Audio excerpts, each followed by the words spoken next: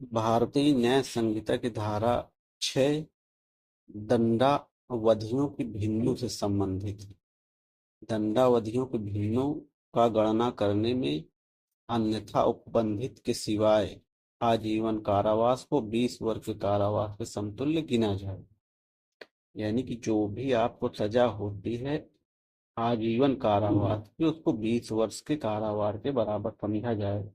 यानी कि अगर आपको किसी भी मामले में आजीवन कारावास की सजा होती है तो वह सिर्फ 20 वर्ष के लिए होगी। 20 वर्ष के बाद आप रिहा कर दिए जाएंगे। यह धारा दंडावधियों की भिन्नों का गणना करने की आजीवन कारावास की यदि अन्यथा उपबंधित नहीं तो 20 वर्ष के कारावास से समतुल्य होने का उपबंध करने के लिए है। इसका उद्देश्य सिर्फ यह जो है धारा आजीवन कारावास को 20 वर्ष के कारावास के बराबर समझने के उपबंध करने के लिए है।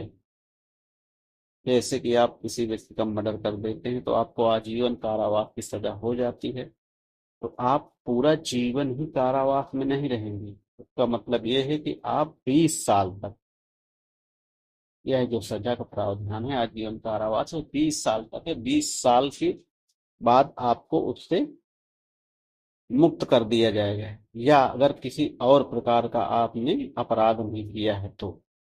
यानी कि अगर सिर्फ आपको सजा हुई है 20 वर्ष के लिए, यानी कि आजीवन कारावास के लिए सजा हुई है, तो बस 20 वर्ष के बाद आप रिहा कर दिए जाएंगे।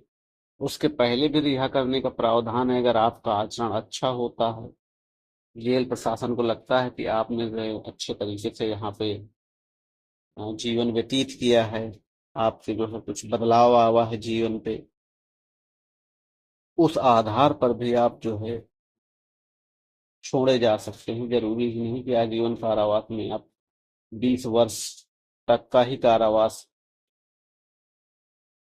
में रहें। बस सिर्फ इस धारा का कहने का मतलब यही है कि जो आजीवन कारावास को उसको सिर्फ 20 वर्ष तक आप रह लीजिए, उसके बाद आप मुक्त हो जाएंगे। कभी कभी ऐसा होता है ना, लोग समझ लेते हैं कि आजीवन कारावास हो गया मतलब कि पूरी जिंदगी जब तक मर नहीं जाएंगे तब तक जेल में रहना पड़ेगा। तो ऐसा नहीं है। यह धारा यही प्रावधान करती है कि आप आजीवन कारावास की सजा हुई है तो सिर्फ आप 20 साल तक जेल के अंदर सजा काट सकते हैं। जैसे ही 20 साल आपको पूरे हो जाएंगे, आपको वहां से रिहा कर दिया जाएगा, आपकी अवधि पूरी हो जाएगी। तो जो धारा 6 है दंडावधियों की भिन्नों से संबंधित है।